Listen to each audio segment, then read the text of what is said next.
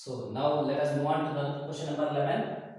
This problem depends on the chapter determinant and also matrices, particularly adjoint of the determinant. We have to find out the adjoint of the A determinant.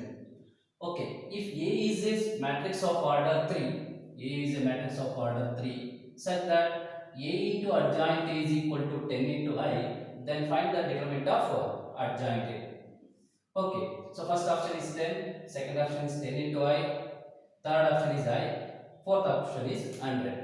So solving this question by using the two formulas, we know that the two formula, first one well known about determinant of adjoint A is equal to determinant of A to the power of n minus 1, where n is the order of the matrix. And also one more formula, same formula, A into adjoint A equal to determinant of A into I. This is also very well known formula, very important formula, both are on the point of PU board questions, 1 mark questions. So first we have to find out determinant of A. So determinant of A, compare these two equation, we get the value determinant of A, and then put the determinant of A and also number of order of the matrix is what, n is equal to 3, we get the required value. So first take given data is what, A into adjoint A is equal to 10 into I. This is equation 1 is given. Compare this given with the noun formula, A into adjoint A is equal to determinant of A into I. So compare 1 and 2. Compare 1 and 2, where the determinant value. So what is the determinant value?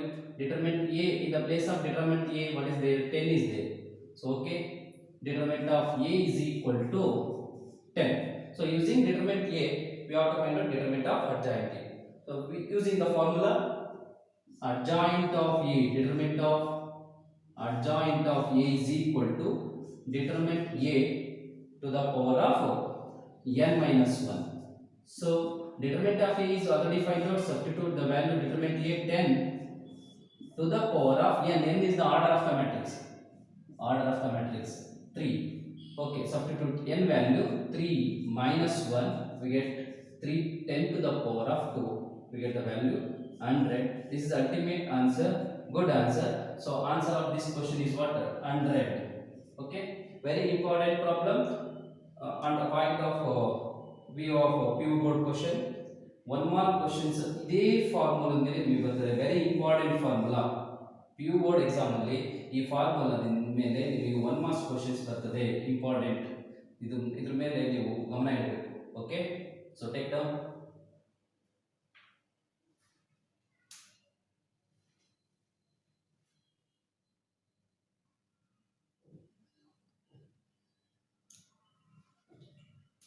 So now let us move on to the 12th question. So question number 12, read as carefully. Consider the following statements. These are all statements, ABC are statements. If any two rows or columns of a determinant are identical, then values of the determinant is 0. The second statement, the value of the determinant remains unchanged if its rows and columns are interchanged. Third, if any two rows or columns of a determinant are interchanged, then sign of determinant changes. Which of are correct? Which of these are correct? So option A and B, option B, B and C, option C, A and C, option D, all these are. So this is NCERT direct question. So basically these problems depends on the determinant chapter, particularly properties of the determinant chapter. Properties of the determinants of the chapter. So properties of the determinant, ಇವೆಲ್ಲ properties of determinants. So ಸ್ಟೇಟ್ಮೆಂಟ್ಗಳು direct ಆಗಿ ಕೊಟ್ಟಿದ್ದಾನೆ, statement ಅನ್ನೇ direct ಆಗಿ ಇಲ್ಲಿ ನಮಗೆ ಕೊಟ್ಟಿದ್ದಾನೆ. ಇದೇ ಸ್ಟೇಟ್ಮೆಂಟ್ಗಳನ್ನ ಕೊಟ್ಟು ಪ್ರೂವ್ ಮಾಡೋದಕ್ಕೆ ನಮಗೆ ಸೆಕೆಂಡ್ PU ನಲ್ಲಿ PU ಬೋರ್ಡ್ ಅಲ್ಲಿ 2 ಮಾರ್ಕ್ಸ್ ಗೆ ಕೇಳ್ತಾನೆ ಪ್ರತಿಯೊಂದನ್ನು. ಸೊ ಈ ಸ್ಟೇಟ್ಮೆಂಟ್ ಕೊಟ್ಬಿಟ್ಟಿದ್ದಾನೆ, this is correct, this is also correct, this is also correct. ನಿಮಗೆ ಆಲ್ರೆಡಿ ಗೊತ್ತಿದೆ ಹೇಗೆ if any two rows or columns of a determinant are identical then value of a determinant is 0. ಯಾವುದಾದ್ರೂ ಎರಡು row ಎರಡು column determinant ಅಲ್ಲಿ equal ಆದ್ರೆ value ಏನಾಗ್ತದೆ 0 ಆಗ್ತದೆ. Value of the determinant is vanish. So correct. So next second one B, the value of the determinant remains unchanged if its rows and columns are interchanged. ಅಂದ್ರೆ determinant of A equal to determinant of A transpose ಈ property ನಾವು ಓದಿದ್ದೀವಿ.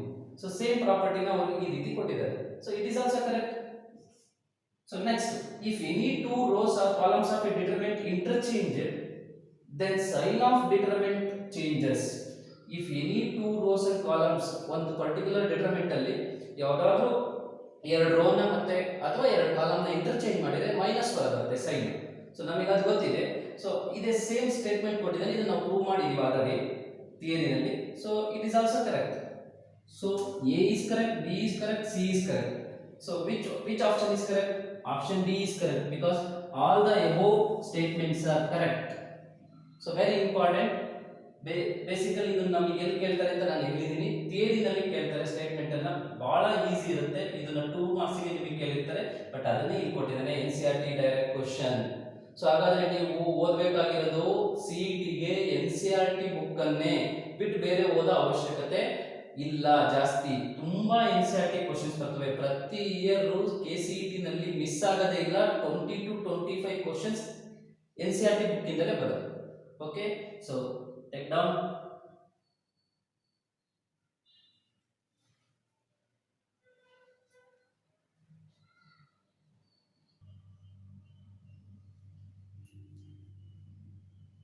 So now let us move on to the next question, question number 13. So read carefully. The inverse of the matrix A 2 0 3 cross 3 matrix 2 0 0 0 3 0 0 0 4. Basically it is diagonal matrix. Diagonal matrix. Okay, so we have to find out the inverse of this matrix.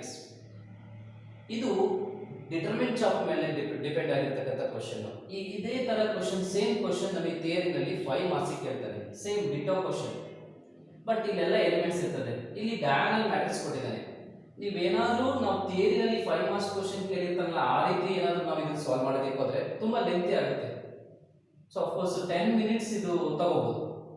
ನಮಗೆ ಇರೋದು 1 minute ಒಂದು question attend ಮಾಡೋಕ್ಕೆ. Very tricky method ಇದೆ ಇದನ್ನ inverse find out ಮಾಡೋದಕ್ಕೆ. Very tricky ಅಂದ್ರೆ tricky method. ಆ tricky method ಏನಪ್ಪ ಅಂದ್ರೆ ಎಸ್ಪೆಷಲಿ ಡಯಾಗನಲ್ ಮ್ಯಾಟ್ರಿಕ್ಸ್ ಗೆ ಅದು ಸಂಬಂಧಪಟ್ಟಿರೋದು. ಸೊ ಶಾರ್ಟ್ ಕಟ್ ಮೆಥಡ್ ನಾವು ಯೂಸ್ ಮಾಡಿ ಪ್ರಾಬ್ಲಮ್ ಮಾಡಲೇಬೇಕಾಗಿದೆ. ಯಾಕೆಂದ್ರೆ ಇದು 5 ಮಾರ್ಕ್ಸ್ ಪ್ರಾಬ್ಲಮ್ ಥಿಯರಿನಲ್ಲಿ, ಬಟ್ ಇಲ್ಲಿ 1 ಮಾರ್ಕ್ಸ್ ಮಾತ್ರ ಅಲಾಟ್ ಆಗಿರುತ್ತೆ KCET ನಲ್ಲಿ.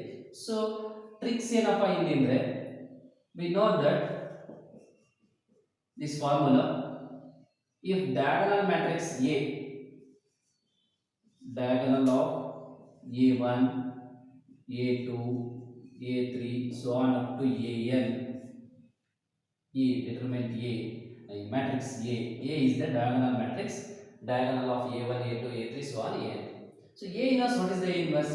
A inverse is equal to, only changes diagonal elements, diagonal 1 divided by A1, reciprocal of A1, 1 divided by A2, reciprocal of A2, 1 divided by A3, reciprocal of A3, so on up to 1 divided by A. This is shortcut method.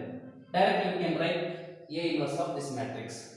So A is there, A inverse we can write. A inverse only change the diagonal matrix, reciprocal of the diagonal elements. ನೀವು ಏನು ಮಾಡಬೇಕು, diagonal elements ನ reciprocal ನ ತೆಗೆದುಬಿಟ್ರೆ ಸಾಕು. So ಹಾಗಾದ್ರೆ 2 reciprocal ಏನಾಗುತ್ತೆ 1/2, remaining all are same 0 0 0 1/3 0 0 0 1 divided by 4. So 1 fraction of second ಅಲ್ಲಿ ನಾವು ಈ ಪ್ರಾಬ್ಲಮ್ ನ ಮಾಡಿ ಮುಗಿಸಬಹುದು. ನಿಮಗೆ ಇದು ಫಾರ್ಮುಲಾ ಗೊತ್ತಿರಬೇಕಷ್ಟೇ. ಓಕೆ, ಸೊ ಈಗ ಆನ್ಸರ್ ಏನು, A inverse is equal to 1/2 0 0 0 1/3 0 0 0 1/4. So which option is correct? So option B is correct. Okay, so therefore option B is correct. So that's all. Take down.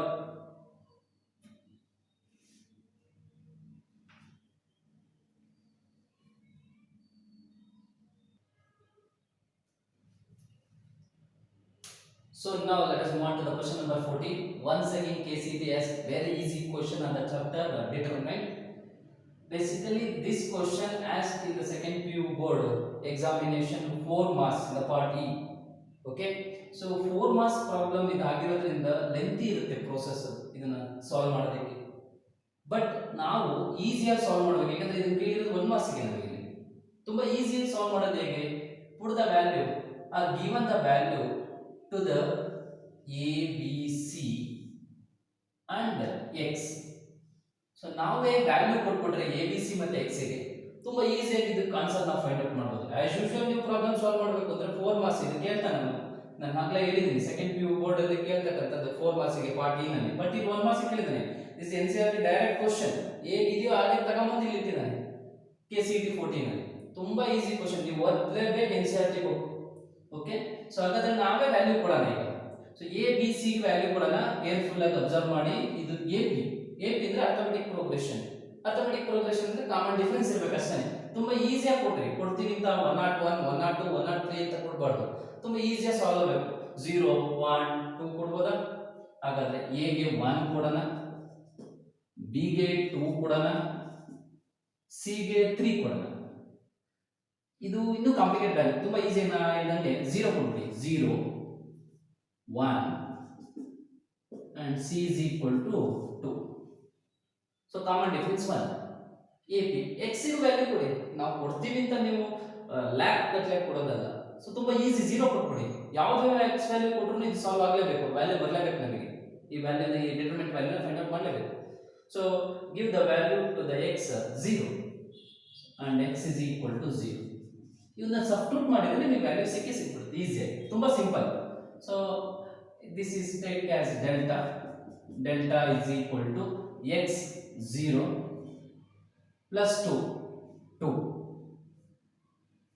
0 plus 2 0 plus 4 0 plus 6 0 plus 3 0 plus 5 0 plus 7 0 plus 8 0 plus 0 0 0 plus 0 0 plus d 1 0 plus c 2. So value becomes elements value becomes 2 3 0 4 5 1 6 7 2. So directly expansion along the row 1. So expansion ಮಾಡಿದ್ರೆ easy value ಸಿಕ್ಕಿಬಿಡ್ತು. delta is equal to expansion along the row 1. Okay, 2 5 2s are 10 minus 7 minus 3 delete first row second column remaining 2 cross 2 determinant 4 2s are 8 minus 6 1s are 6 last one 0 ಅದನ್ನೇ simplify ಮಾಡ್ಕೊಬೇಡಿ. 0 multiply anything 0. So remaining simplify this 10 minus 7 3 3 2s are 6 minus 8 minus 6 2 again 3 2s are 6 6 minus 6 one positive one negative 0. So value becomes 0. So answer is C. Very good answer, ultimate answer C. Therefore option C is correct. Option C is correct. Usually ನೀವು ಈ problem ನ theory type ಮಾಡಕ್ ಹೋದ್ರೆ ತುಂಬಾನೇ time ತಗೊಳುತ್ತೆ. So ನಾ ಹೇಳ್ದಂಗೆ ನೀವು ವ್ಯಾಲ್ಯೂಸ್ ನ ಕೊಡ್ತಾ ಹೋದಾಗ ಈ ಪ್ರಾಬ್ಲಮ್ ಗೆ ತುಂಬಾ ಈಸಿಯಾಗಿ ವ್ಯಾಲ್ಯೂ ನ ಫೈಂಡ್ ಔಟ್ ಮಾಡಬಹುದು. Very tricky method. ನಾವು ಈ ಶಾರ್ಟ್ ಕಟ್ ಮೆಥಡ್ ಯೂಸ್ ಮಾಡಲೇಬೇಕು, ಯಾಕೆಂದ್ರೆ 1 ಮಾರ್ಕ್ಸ್ 1 ಮಿನಿಟ್ ಅಷ್ಟೇ ಇರೋದು. Okay, take down, that's all.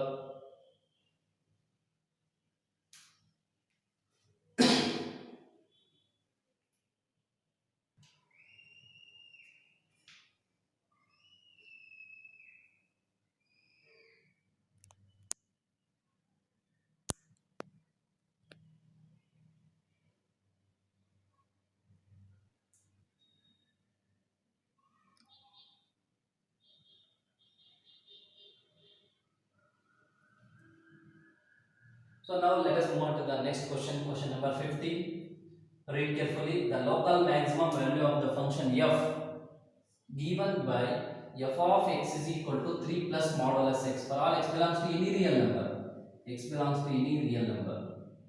So option A is 3, B is 0, C is minus 1, D is 1. Basically this problem depends on the chapter application of derivative, particularly maximum and minimum topic. Maximum and minimum topic ಮೇಲೆ ಇದಿದೆ. Usually ನಮ್ಮ PU board ಅಲ್ಲಿ ಇದ್ರ ಮೇಲೆ 3 marks questions ಪ್ರತಿ year ಕೇಳ್ತಾ ಇರ್ತಾರೆ. Maximum minimum 3 marks ಯಾವುದೇ ಪ್ರಾಬ್ಲಮ್ ತಗೊಂಡ್ರೆ ಅಲ್ಲಿ 3 ಮಾರ್ಕ್ಸ್ ಇರುತ್ತೆ. ಬಟ್ ಇಲ್ಲಿ 1 ಮಾರ್ಕ್ ಕೇಳಿದ ನೋಡಿ, local maximum local minimum. Inside direct question without change any numerical value. Numerical ವ್ಯಾಲ್ಯೂನು ಸಹ ಚೇಂಜ್ ಮಾಡಿಲ್ಲ, ಹಾಗೆ ತಗೊಂಡ್ ಬಂದಿದ್ದಾನೆ. ನೀವು ಓದಲೇಬೇಕು NCERT ಬುಕ್. ನೋಡಿ ಈಗ ಚಾನ್ಸೇ ಇಲ್ಲ, ಬೇರೆ ಚಾನ್ಸೇ ಇಲ್ಲ. NCERT ಬುಕ್ ನೀಟಾಗಿ ಓದ್ಬಿಟ್ರೆ ತುಂಬಾ ಈಸಿಯಾಗಿ ಕ್ವಶನ್ಸ್ ಅನ್ನ ಅಟೆಂಡ್ ಮಾಡ್ಬೋದು ನೀವು. ನೋಡಿ ಇದು ನಾವು ಯಾವ್ಯಾವ ರೀತಿ ಫೈಂಡ್ ಔಟ್ ಮಾಡ್ಬೋದು ಮ್ಯಾಕ್ಸಿಮಮ್ ಮಿನಿಮಮ್ ಅಂತ ಹೇಳಿದ್ರೆ, ಅಲ್ಲಿ ಫಸ್ಟ್ ಡೆರಿವೇಟಿವ್ ಟೆಸ್ಟ್ ಅಂತ ಇದೆ, ಇನ್ನೊಂದು ಸೆಕೆಂಡ್ ಡೆರಿವೇಟಿವ್ ಟೆಸ್ಟ್ ಅಂತ ಇದೆ. ಇದನ್ನ ನೀವು ಫಸ್ಟ್ ಡೆರಿವೇಟಿವ್ ಟೆಸ್ಟ್ ಯೂಸ್ ಮಾಡಿ ಮಾಡ್ಬೋದು, ಸೆಕೆಂಡ್ ಡೆರಿವೇಟಿವ್ ಟೆಸ್ಟ್ ಯೂಸ್ ಮಾಡಿ ಮಾಡ್ಬೋದು. ಬಟ್ ತುಂಬಾ ಲೆಂತಿ ಪ್ರೋಸೆಸ್ ಅದು, ಅದಕ್ಕೆಲ್ಲ ನಾವು ಹೋಗ್ಬಾರ್ದು. ಬೈ ಇನ್ಸ್ಪೆಕ್ಷನ್ ಮೇಲೆ ಈಸಿಯಾಗಿ ಫೈಂಡ್ ಔಟ್ ಮಾಡ್ಬೋದು. ಇಲ್ಲಿ ಮಿನಿಮಮ್ ವ್ಯಾಲ್ಯೂ ಕೇಳಿರೋದು ಇಲ್ಲಿ. Okay, local maximum value. Okay, so the local maximum value of this function F given by ಅಂತ ಕೇಳಿದ್ದಾರೆ. ಸೊ ಈಗ ನಾವು ಫೈಂಡ್ ಔಟ್ ಮಾಡೋದಕ್ಕೆ ಹೊರಟಾಗ, ಸರಿ, local minimum value, local minimum ತುಂಬಾ ಈಸಿಯಾಗಿ ಫೈಂಡ್ ಔಟ್ ಮಾಡ್ಬೋದು ಬೈ ಇನ್ಸ್ಪೆಕ್ಷನ್ ಮೆಥಡ್ ಪ್ರಕಾರ. ಹೋದ್ರೆ ಈಗ ನೋಡಿ, F of X is given, it is what 3 plus modulus of X. ನಿಮಗೆ ಗೊತ್ತಿರಲಿ, ಇಲ್ಲಿ 3 ಪ್ಲಸ್ ಮಾಡ್ಯುಲಸ್ ಆಫ್ ಎಕ್ಸ್ ಇದೆ. ಸೊ ಮಾಡ್ಯುಲಸ್ ಫಂಕ್ಷನ್ ಕೆಲಸ ನಿಮಗೆ ಗೊತ್ತಿದೆ, it convert any number into positive. Negative number ಕೊಟ್ಟರು ಪಾಸಿಟಿವ್ ಕೊಡುತ್ತೆ. ಹಾಗಾದ್ರೆ ಇದು ಪಾಸಿಟಿವ್ ಇದೆ ವ್ಯಾಲ್ಯೂ, ನೀವೇನೇ ಕೊಡಿ, X belongs to any real number, so value becomes positive. ಇದು ಪಾಸಿಟಿವ್. ಸೊ ಹಾಗಾದ್ರೆ 3 ಗೆ ಆಡ್ ಆಗ್ತಾ ಹೋಗುತ್ತೆ ವ್ಯಾಲ್ಯೂಸ್. ನೀವೇನೇ ಎಕ್ಸ್ ವ್ಯಾಲ್ಯೂಸ್ ಕೊಟ್ಟರು input value, F of X value 3 plus ಆಗ್ತಾ ಹೋಗುತ್ತೆ. ಸೊ ಹಾಗಾದ್ರೆ 3 ಬರ್ಬೋದಾ ನೋಡೋಣ. ಒಟ್ಟು 3 ಮೇಲಂತೂ ಬಂದೇ ಬರ್ತಿದ್ರು ವ್ಯಾಲ್ಯೂ. ಸೊ 3 ಬರ್ಬೋದಾ? ಬರ್ಬೋದು. ಯಾವಾಗ? X any real number. So put x is equal to 0, we get the 3. So ಹಾಗಾಗಿ ಇದು 3 ಬರುತ್ತೆ ವ್ಯಾಲ್ಯೂ. ಈಗ ನೋಡಿ, ನಿಮಗೆ ಗೊತ್ತಿರಲಿ, ಇದರ ವ್ಯಾಲ್ಯೂ ಏನಾಯ್ತು, ಏನಾದರೂ ಕೊಡಿ ನೀವು ಎಕ್ಸ್ ವ್ಯಾಲ್ಯೂನ, so greater than or equal to 3 ಆಗುತ್ತೆ. So what is the minimum value? 3. Simple ಆಗಿ ಸಾಲ್ವ್ ಮಾಡ್ಬೋದು. ಇದಕ್ಕೆ ಫಸ್ಟ್ ಡೆರಿವೇಟಿವ್ ಟೆಸ್ಟ್ ಯೂಸ್ ಮಾಡೋ ಅವಶ್ಯಕತೆ ಇಲ್ಲ, ಸೆಕೆಂಡ್ ಡೆರಿವೇಟಿವ್ ಟೆಸ್ಟ್ ಯೂಸ್ ಮಾಡೋ ಅವಶ್ಯಕತೆ ಇಲ್ಲ. ಸೊ ಈಸಿಯಾಗಿ ನಾವು ಸಾಲ್ವ್ ಮಾಡಿದೀವಿ. Very tricky question. 3 local minimum value is what? 3. So option A is correct. Therefore option A is correct. So take down.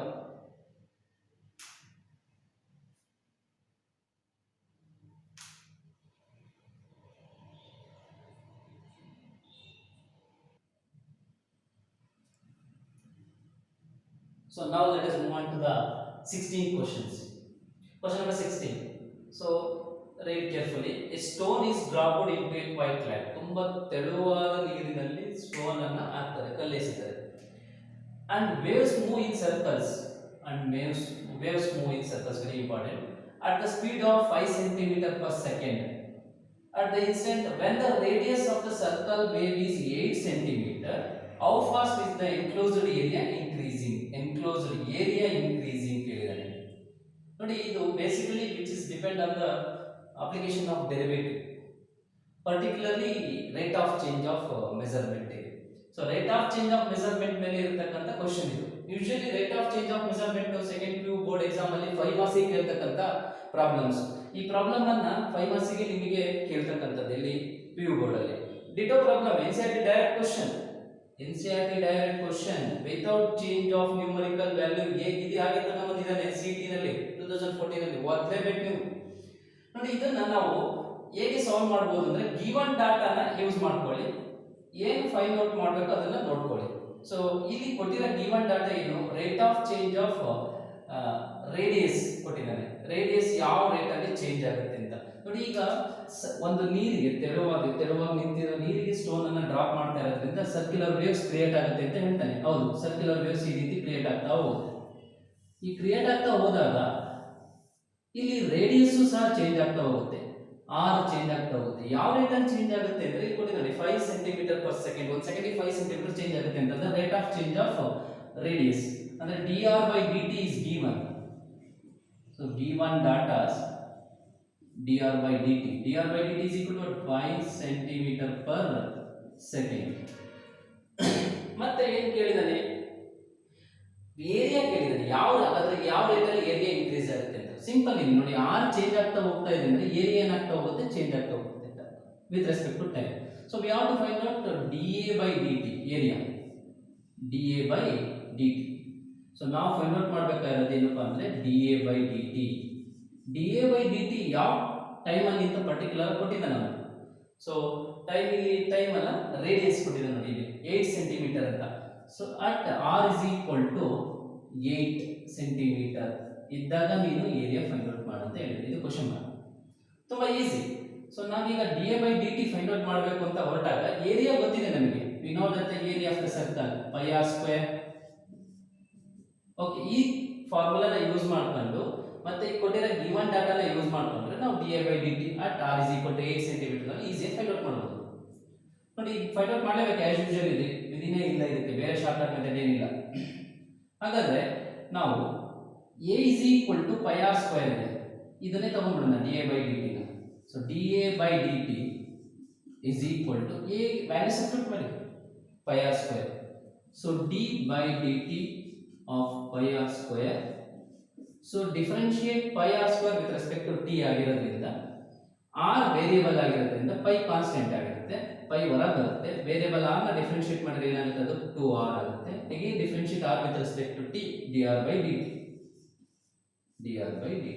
So already given dr by dt is also given and r is also given. So substitute the value pi as it is, 2 as it is, pi as it is, r equal to 8 and dr by dt as pi. So we get the answer 5 2s are 10, 10 into 8 80, 80 pi centimeter square per year second. Okay, so answer dA by dt is equal to 80 pi centimeter square per second. Which option is correct? So option B is correct. Okay, therefore option B is correct. So that's all. Take down.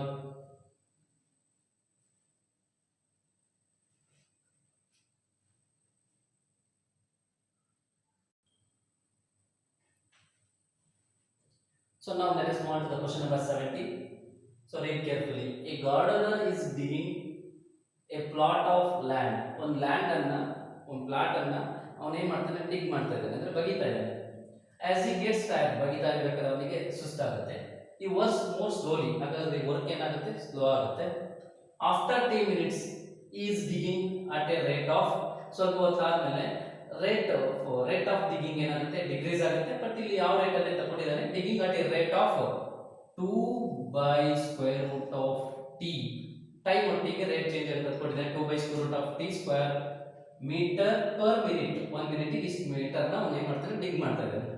So question ಏನಪ್ಪ ಇಲ್ಲಿ ಅಂದ್ರೆ, how long will it take him to dig an area of 40 square metres. ಹಾಗಾದ್ರೆ ಎಷ್ಟು time ತಗೋತಾನೆ ಅವನು 40 square metre ನ ಡಿಗ್ ಮಾಡಕ್ಕೆ.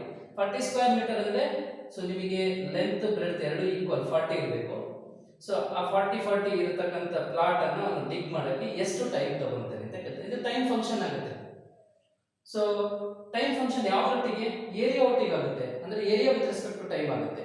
A of T function ಆಗುತ್ತೆ, ಎ ಆಫ್ ಟಿ ಫಂಕ್ಷನ್ ಇರುತ್ತೆ. ಈ ಎ ಆಫ್ ಟಿ ಫಂಕ್ಷನ್ ಅನ್ನು ನಾವು ಫೈಂಡ್ ಔಟ್ ಮಾಡಿಬಿಟ್ರೆ, ಇಫ್ ಪ್ರಾಬ್ಲಮ್ ಅಲ್ಲಿ ಟೈಮ್ ಕೊಟ್ರೆ ಏರಿಯಾ ಫೈಂಡ್ ಔಟ್ ಮಾಡ್ಬೋದು, ಏರಿಯಾ ಕೊಟ್ರೆ ಟೈಮ್ ಫೈಂಡ್ ಔಟ್ ಮಾಡ್ಬೋದು. So basically this problems depends on the differential equation chapter. So differential equation chapter ಮೇಲೆ ಇರ್ತಕ್ಕಂಥದ್ದು ಪರ್ಟಿಕ್ಯುಲರ್ಲಿ ಇದು solutions of differential equation variable separable method ಮೇಲೆನೇ ಇದೆ. ಅಲ್ಲಿ 3 ಮೆಥಡ್ಸ್ ಬರ್ತವೆ, ವೇರಿಯಬಲ್ ಸೆಪರಬಲ್ ಮೆಥಡ್, ಹೋಮೋಜಿನಿಯಸ್ ಮತ್ತೆ first order, first degree linear differential equations 3 method ಬರ್ತದೆ. But ಅದರಲ್ಲಿ ವೇರಿಯಬಲ್ ಸೆಪರಬಲ್ ಮೆಥಡ್ ಮೇಲೆ ಇದೆ. ನಾವು ಫೈಂಡ್ ಔಟ್ ಮಾಡಬೇಕಾದದ್ದು function A of T. Okay, so what is the given data, 2 by square root of t. ಇದೇ ಕೊಟ್ಟಿರ್ತಕ್ಕಂಥ given data, ಇದನ್ನೇ ನಾವು ಯೂಸ್ ಮಾಡ್ಕೋಬೇಕು area. So D by D T is given. So given area dA by dt is given is equal to what, 2 divided by square root of t. ನೋಡಿ, variables ನ separate ಮಾಡ್ಕೊಂಡ್ರೆ ಸಾಕು. ಯಾವ variable, area ಮತ್ತೆ time, ಇವೆರಡನ್ನು separate ಮಾಡ್ಕೊಂಡ್ರೆ ತುಂಬಾ ಈಸಿಯಾಗಿ ನಾವು ಸಾಲ್ವ್ ಮಾಡ್ಬೋದು ಇದನ್ನ. ಸೊ ಹೇಗೆ ಸಪರೇಟ್ ಮಾಡ್ಕೊಳ್ಳೋದು, ಟಿ ನ ಈ ಕಡೆ ಕಳಿಸ್ಬಿಡಿ, ಡಿ ನ ಅಲ್ಲಿ ಉಳಿದಿದ್ದೇನು, left hand side D A equal to what, 2 outside ತೆಗೆರಿ 1 by root t into dt ಆಗುತ್ತೆ. So apply integration on both side, we get the function A of T. So integration ಅನ್ನು ನಾವು apply ಮಾಡಿದ್ರೆ ಎರಡು side D A ಏನಾಗುತ್ತೆ, A equal to 2 into 1 by root t ಅಂದ್ರೆ 2 root t. Okay, integration of 1 by root t is equal to what? 2 root t plus integral constant c, indefinite integral ಇದು. So again, to 2 is a 4. So now area a of t becomes a is equal to 4 square root of t plus c. Now ಈ integral constant ಅನ್ನು find out ಮಾಡಬೇಕು. How can you find out integral constant c in this case? So you consider initial time. Initial time means what? Time 0. Time 0 ಆದಾಗ ನಮಗೆ area ಏನಾದರೂ ಡಿಕ್ ಮಾಡಕ್ಕೆ ಸಾಧ್ಯ ಇದೆಯಾ? ಇಲ್ಲ. 0 ಟೈಮ್ ಅಲ್ಲಿ ಅವನು ಏನು ಕೆಲಸ ಮಾಡಿರಲ್ಲ. ಸೊ ಹಾಗಾಗಿ ನಾವು ಇಲ್ಲಿ ಹೇಳ್ಬೋದು ಇನಿಷಿಯಲ್ ಟೈಮ್ t ನಲ್ಲಿ t 0 ಆದ್ರೆ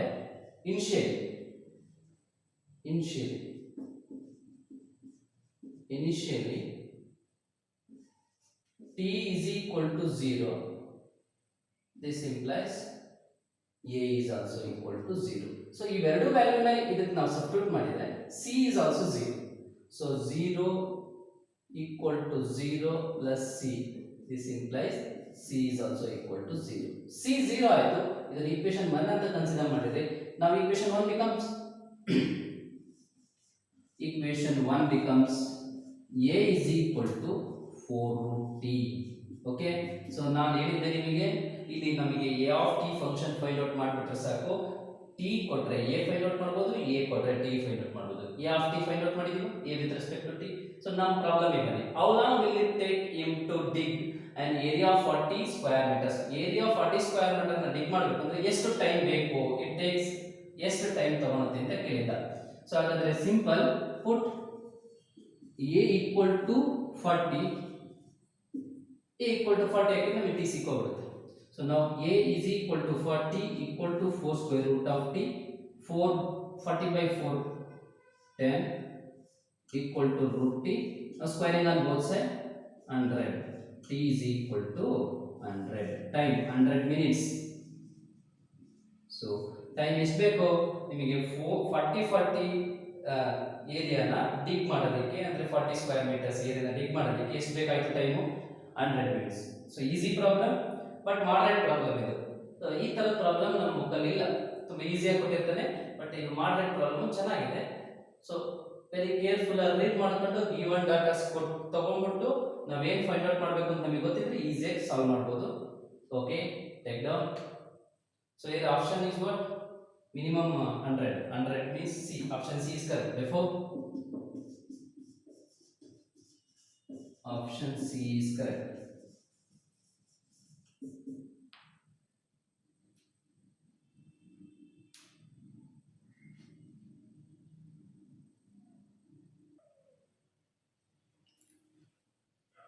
So now let us move on to the next question. Question number 18. So the area of the region bounded by the lines y is equal to mx passing through the origin and x is equal to one constant function parallel to the y axis and x is equal to 2, it is also constant function parallel to the y axis and x axis. Okay, is square units ಕೊಟ್ಬಿಟ್ಟಿದೆ ನಮಗೆ given. Then find the value of m. So ಗೊತ್ತಿರಲಿ ನಿಮಗೆ ಈಗ ಇವನು ಹೇಳಿರೋ ಪ್ರಕಾರ ನಾವು ವ್ಯಾಲ್ಯೂನ find out ಮಾಡಿ ಕೊಟ್ಟಿದ್ದಾನೆ, m ವ್ಯಾಲ್ಯೂನ ಫೈಂಡ್ ಔಟ್ ಮಾಡಬೇಕು. So basically which is depends on the chapter application of integral. Application of integral ಮೇಲೆ ನಿಮಗೆ ಸೆಕೆಂಡ್ ಪಿ ನಲ್ಲಿ ಥಿಯರಿನಲ್ಲಿ 3 ಮಾರ್ಕ್ಸ್ ಕ್ವಶನ್ಸ್ ಕಂಪಲ್ಸರಿ. ಈ ತರ problem same problem, ditto problem. Okay, ಸ್ವಲ್ಪ ಮಾಡರೇಟ್ ಮಾಡಿದಾನೆ ಅಷ್ಟೇ. ಇಲ್ಲಿ ಅಲ್ಲಿ ಏರಿಯಾ ಕೇಳ್ತಿದ್ದ, ಇವನು ಏರಿಯಾ ಕೊಟ್ಟಿದ್ದಾನೆ, m ವ್ಯಾಲ್ಯೂ ಫೈಂಡ್ ಔಟ್ ಮಾಡಕ್ಕೆ ಹೇಳಿದ್ದಾನೆ ಅಷ್ಟೇ. ಸ್ವಲ್ಪ ಡಿಫರೆನ್ಸ್ ಇದೆ ಅಷ್ಟೇ ಅದಕ್ಕೂ ಇದಕ್ಕೂ. ಅಲ್ಲಿ 3 ಮಾರ್ಕ್ಸ್. ಸೊ ಇಲ್ಲಿ 1 ಮಾರ್ಕ್ ವಿಧಿ ಇಲ್ಲ, ನಾವು ಮಾಡಲೇಬೇಕಿದ್ದಕ್ಕೆ ಯಾವುದು ಶಾರ್ಟ್ ಕಟ್ ಮೆಥಡ್ ಇಲ್ಲ. ಕೆಲವೊಂದು ಶಾರ್ಟ್ ಕಟ್ ಮೆಥಡ್ಸ್ ಇದೆ, ನಾನು ತೋರಿಸ್ತೀನಿ ಈಗ. ನೆಕ್ಸ್ಟ್ ಪ್ರಾಬ್ಲಮ್ ಇದೆ ಬಟ್ ಇದು ಆಸ್ ಯೂಶುವಲ್ ನಾವು ಫೈಂಡ್ ಔಟ್ ಮಾಡಲೇಬೇಕಾಗಿದೆ. ನೋಡಿ, ಸೊ ಏನು ಕೊಟ್ಟಿರೋದನ್ನ ಗ್ರಾಫಿಕಲಿ ನೀವು ಡ್ರಾ ಮಾಡ್ಕೊಳ್ಳಿ, ಈಸಿ ಆಗುತ್ತೆ, ನಮಗೆ ಅರ್ಥ ಆಗುತ್ತೆ ಬೇಗ. So y is equal to mx ಅಂದ್ರೆ ಪಾಸಿಂಗ್ ಥ್ರೂ ದ ಆರಿಜಿನ್, ಇದು ಐಡೆಂಟಿಟಿ ಫಂಕ್ಷನ್ ಅಂತ ಹೇಳ್ತೀವಲ್ಲ ಆ ತರ. It is not identity but same. So passing through the origin, this is y is equal to mx. Okay, so next draw the lines x is equal to 1, x is equal to 2 parallel to the y axis. Y axis is parallel ಆಗಿತ್ತು. So 1 is there, 2 is there. Okay, parallel to y axis.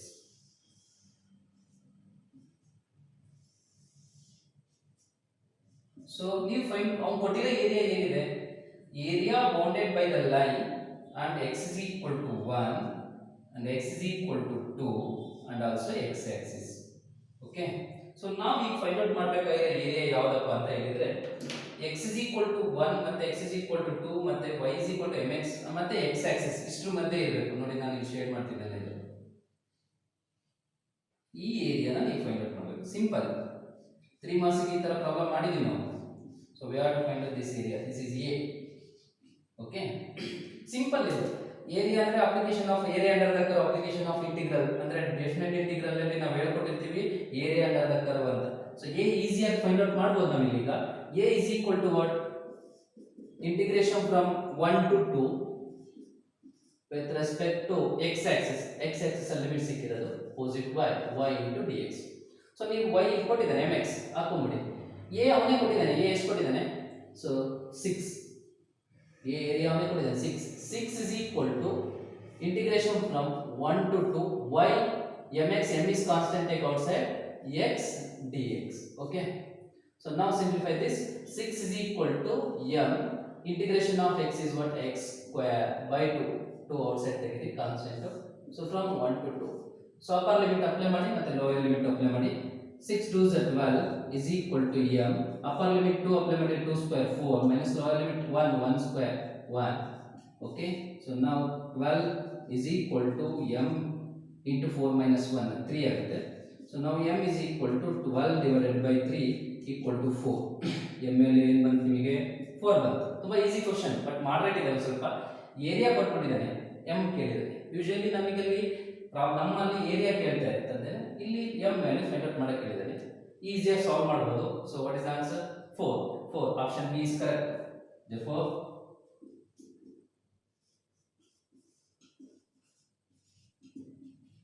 B is correct. So that's all. Take down.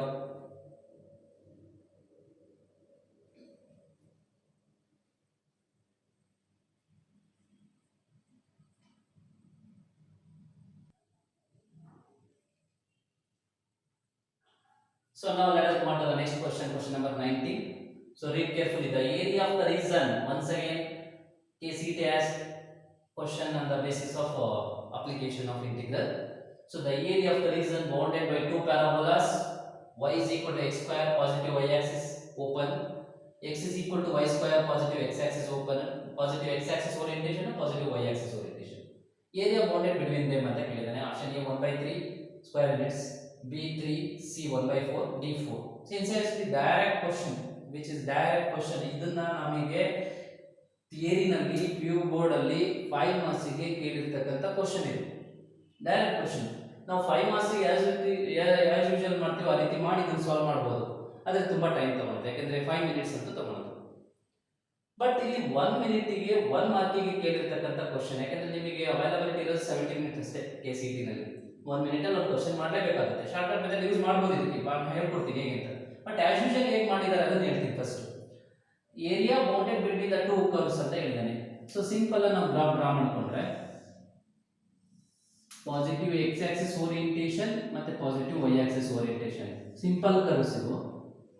Vertex at origin. Okay, vertex at origin. So this is positive x axis, positive y axis orientation. ಇದು ಏನಿದು ನಿಮಗೆ ಗೊತ್ತಿಲ್ಲ, ನಾವು ಕೊಟ್ಟಿದ್ದಾರೆ ನೋಡಿ. ಅವರು y is equal to x square, ಇದು x is equal to y square ಇದು. ಸೊ ಅಲ್ಲಿಗೆ x is equal to y square, this is y is equal to x square. Area bounded between them ಅಂತ ನಿಮಗೆ ಕೇಳಿದರೆ ಅಂದ್ರೆ, so ಯಾವುದು area, ಈ area. ನೀವು ಈ ಏರಿಯಾನ ಫೈಂಡ್ ಔಟ್ ಮಾಡಿ, ಸಿಂಪಲ್. ಸೊ ಈಗ ನೋಡಿ, ಇಲ್ಲಿ ಇಂಟರ್ಸೆಕ್ಟ್ ಆಗಿದೆ ಎರಡು ಪಾಯಿಂಟ್, ಇಲ್ಲೊಂದು ಪಾಯಿಂಟ್. ಸೊ ಇದು ಯಾವುದು, usually x is equal to 0 ಅಂತ ಗೊತ್ತಾಗುತ್ತೆ. ಇದನ್ನು ಈಸಿಯಾಗಿ ಫೈಂಡ್ ಔಟ್ ಮಾಡಬಹುದು. So put x is equal to 1, y is equal to 1, 1 is equal to 1, 1 is equal to 1. So ಹಾಗಾದ್ರೆ 1, 1 ನಲ್ಲಿ ಇದು ಇಂಟರ್ಸೆಕ್ಟ್ ಆಗ್ತವೆ. ಈಸಿಯಾಗಿ ನಾವು ಸಾಲ್ವ್ ಮಾಡ್ದಂಗೆ ಫೈಂಡ್ ಔಟ್ ಮಾಡಬಹುದು. Okay, so x is equal to 1. From 0 to 1 ನೀವು ಇಂಟಿಗ್ರೇಟ್ ಮಾಡಬೇಕು. ಯಾವ್ದ್ರಲ್ಲಿ ಸಬ್ಟ್ರಾಕ್ಟ್ ಮಾಡಿದ್ರು ನಿಮಗೆ ಆನ್ಸರ್ ಬರುತ್ತೆ. ನೆಗೆಟಿವ್ ಅಂದ್ರೆ ಪಾಸಿಟಿವ್ ಇರುತ್ತೆ. ಯೂಶುವಲಿ ನೀವು ನಾನು ಹೇಳೋದು ಅಪ್ಪರ್ ಅನ್ನ ಲೋಯರ್ ಅಲ್ಲಿ ಸಬ್ಟ್ರಾಕ್ಟ್ ಮಾಡಿ. ಸೊ ಹಾಗಾದ್ರೆ ಅಪ್ಪರ್ ಯಾವ್ದಿರೋದು, x is equal to y square. ಇದನ್ನು ಲೋಯರ್ ಅಲ್ಲಿ ಸಬ್ಟ್ರಾಕ್ಟ್ ಮಾಡಿ. ಏನಿದೆ, y is equal to x square. So simple, this is the area A. A is equal to integration from 0 to 1 upper area dx ಇಲ್ಲಿ ಯಾಕಂದ್ರೆ with respect to x axis opposite y ಬರೀರಿ y ಅಂದ್ರೆ square root of x nothing but x to the power of 1 by 2 minus lower y is equal to what x square. So simplify ಮಾಡಿದ್ರೆ ಈಸಿಯಾಗಿ ನಿಮಗೆ answer ಸಿಗುತ್ತೆ 1 by 3 ಬರುತ್ತೆ 5 marks question ನಾನು ಹೇಳಿದ್ದೀನಿ already. So integrate x to the power of 1 by 2 ಅಂದ್ರೆ x to the power of 3 by 2 divided by 3 by 2 nothing but 2 by 3 minus x square ಅಂದ್ರೆ x to the power of 3 by 3 from 0 to 1. Okay, so a is equal to 1 ಅನ್ನು substitute ಮಾಡಿ upper limit 2 by 3 minus 1 by 3 lower limit ಇದರಲ್ಲಿ x ಇದೆ 0 ಬರುತ್ತೆ 2 by 3 minus 1 by 3 ಅಂದ್ರೆ we get the answer 1 by 3 square units. So this is the answer. But ನಾವು ಈಸಿಯಾಗಿ ಇನ್ನೊಂದು method ಅಲ್ಲಿ ಶಾರ್ಟ್ಕಟ್ ಮೆಥಡ್ ಅಲ್ಲಿ ಫೈಂಡ್ ಔಟ್ ಮಾಡಬೇಕು ಅಂದ್ರೆ area between the curves y square is equal to 4ax and x square is equal to 4by is 16ab divided by 3. Simple. So ಇಷ್ಟು use ಮಾಡಿಬಿಟ್ರೆ ಮುಗಿದೋಯ್ತು ನಿಮಗೆ ಈಗ. ಸೊ ಈ 4a ಪ್ಲೇಸ್ ಅಲ್ಲಿ ಏನಿದೆ ನೋಡ್ಕೊಳ್ಳಿ, ಮತ್ತೆ ಇಲ್ಲಿ 4b ಪ್ಲೇಸ್ ಅಲ್ಲಿ ಏನಿದೆ ನೋಡ್ಕೊಳ್ಳಿ. y ಸ್ಕ್ವೇರ್ ಇದು y ಸ್ಕ್ವೇರ್ 4a ಅಂದ್ರೆ 1 ಅಲ್ಲಿ a is equal to what 1 by 4. Okay, a is equal to ಏನು ಬರುತ್ತೆ 1 by 4. 4b ಪ್ಲೇಸ್ ಅಲ್ಲಿ x square is equal to y ಇದೆ, 4b ಪ್ಲೇಸ್ ಅಲ್ಲಿ ಏನಿದೆ again 1, 4b 1 ಅಂತ ಹೇಳಿದ್ರೆ b is equal to what once again 1 by 4. Substitute the values 16 into 1 by 4 again b 1 by 4 into 4 is equal to 3. So 4 4s are 16, answer each other 1 1s are 1 by 3. So 1 by 3 fraction of second ಅಲ್ಲಿ answer ಬರುತ್ತೆ. So ಇದೆಲ್ಲ ಅವಶ್ಯಕತೆ ಇದೆ 5 marks ಥಿಯರಿನಲ್ಲಿ ನಾವು ಈ city ನಲ್ಲಿ problem solve ಮಾಡಬೇಕಂದ್ರೆ ಈಸಿಯಾಗಿ ಈ ಫಾರ್ಮುಲಾನ ಯೂಸ್ ಮಾಡಿದಾಯ್ತು. ಈ ತರದ ಸುಮಾರು ಶಾರ್ಟ್ಕಟ್ಸ್ ಮೆಥಡ್ ಇದಾವೆ, ಸುಮಾರು 30 ಶಾರ್ಟ್ಕಟ್ ಮೆಥಡ್ಸ್ ಈ ಚಾಪ್ಟರ್ ಮೇಲೆ ಬರ್ತದೆ. ಬಟ್ ರೇರ್ ಕೇಳೋದು ಈ ತರದ ಕ್ವಶನ್ ಶಾರ್ಟ್ಕಟ್ ಮೆಥಡ್ ಮೇಲೆ ಗೊತ್ತಿದ್ರೆ ತುಂಬಾ ಚಂದ. Okay, so that's all.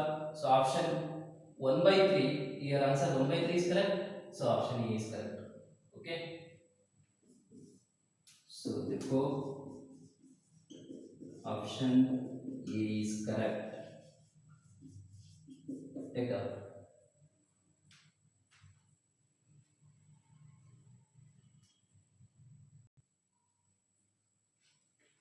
So now let us move on to the next question, question number 20. The order and degree of the differential equation y is equal to x into dy by dx plus 2 divided by dy by dx. So option 1 3 order 1 degree 3, option B order 1 degree 1, option C order 1 degree 2, option D order 2 degree 1, order first degree second. So usually theory ನಲ್ಲಿ PU board question paper ಅಲ್ಲಿ ನಿಮಗೆ every year has this question. ಪ್ರತಿ year ಈ question ಅನ್ನ ನಿಮಗೆ ಕೇಳ್ತಾನೆ, order and degree ಅಂತ 2 marks compulsory question. Same way ಇಲ್ಲೂ ಕೇಳಿದ್ದಾರೆ KCT ಅಲ್ಲಿ, ಸ್ವಲ್ಪ ಮಾಡರೇಟ್ ಮಾಡಿದ್ದಾನೆ. ನಾವು ಇಲ್ಲಿ ಗಮನಿಸಬೇಕು, ಡಿಗ್ರಿ ಎಕ್ಸಿಸ್ಟ್ ಆಗುತ್ತಾ? ಆಗುತ್ತೆ. ಡಿಗ್ರಿ ಡಸ್ ನಾಟ್ ಎಕ್ಸಿಸ್ಟ್ ಅಂತ ಎಲ್ಲೂ ಕೊಟ್ಟಿಲ್ಲ ನಾವು. ಓಕೆ, ಆಗುತ್ತೆ. ಅದಕ್ಕೆ ಕೇರ್ಫುಲ್ ಆಗಿ ಅಬ್ಸರ್ವ್ ಮಾಡಿ. ಡಿಗ್ರಿ ಎಕ್ಸಿಸ್ಟ್ ಆಗಬೇಕು ಅಂದ್ರೆ ಡಿಫರೆನ್ಷಿಯಲ್ ಈಕ್ವೇಷನ್ ಏನಾಗಿರಬೇಕು? ಪಾಲಿನಾಮಿಯಲ್ ಆಗಿರಬೇಕು. Yes, it is polynomial differential equation. So both order and degree exist. Order ಯಾವುದೇ ಡಿಫರೆನ್ಷಿಯಲ್ ಈಕ್ವೇಷನ್ ಎಕ್ಸಿಸ್ಟ್ ಆಗೇ ಆಗುತ್ತೆ, ಬಟ್ ಡಿಗ್ರಿ ಎಕ್ಸಿಸ್ಟ್ ಆಗಬೇಕು ಅಂದ್ರೆ ಪಾಲಿನಾಮಿಯಲ್ ಆಗಿರಬೇಕು ಆಗಿದೆ. So we have to find out order and degree of this differential equation. Simple ಆಗಿ ಒಂದು ಸ್ವಲ್ಪ ಸಿಂಪ್ಲಿಫಿಕೇಶನ್ ಮಾಡಿದ್ರೆ ಈಸಿಯಾಗಿ ಸಿಕ್ಕೋಬಿಡುತ್ತೆ ಇಲ್ಲಿ. So given is what given differential equation y is equal to x into dy by dx plus 2 divided by dy by dx. So dy by dx ಅನ್ನು multiply ಮಾಡಿದ್ರೆ ಸಾಕು ನೀವು ಎರಡು ಸೇರಿ. So multiply by dy by dx on both sides.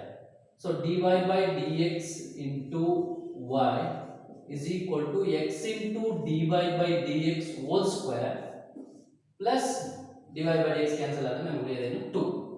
So in this case we have to find out order and degree. highest order ಯಾವ್ದಿದೆ? ಇದು first order,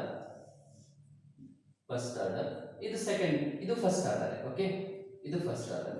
So first order ಎರಡು ಇದೆ, order is first, nothing but order is 1. So degree ಹೆಂಗ್ find out ಮಾಡೋದು? First we have to find out it is polynomial. Yes, polynomial differential equation. Okay, polynomial ಆದ degree exist ಆಗೇ ಆಗುತ್ತೆ. Degree ಈಗ find out ಮಾಡೋದು ಹೆಂಗೆ? Degree definition ಗೊತ್ತಿರಬೇಕು ನಿಮಗೆ. highest power of the highest order derivative in the given differential equation is called what? Degree. So ಹಾಗಾದ್ರೆ ನೀವು ನೋಡಿರಬಹುದು ಇಲ್ಲಿ highest order derivative ಎರಡು ಇದಾವೆ. ಇದ್ರ ಪವರ್ highest ಹುಡುಕೊಳ್ಳಿ. ಇದ್ರ ಪವರ್ 1 ಇದೆ. ಓಕೆ, ಇದ್ರ ಪವರ್ 2 ಇದೆ. So highest power of the highest order derivative. highest power ಯಾವ್ದಾಯ್ತು ಈಗ? 2 ಆಯ್ತು ನಿಮಗೆ. ಸೊ ಹಾಗಾದ್ರೆ ಡಿಗ್ರಿ ಏನಾಯ್ತು ಈಗ? Degree is equal to 2. So order 1 degree 2. Order 1 degree 2 ಅಂದ್ರೆ option D is correct. Order 1 degree 2 nothing but option C is correct. Okay. Therefore option C is correct. That's all. Take down.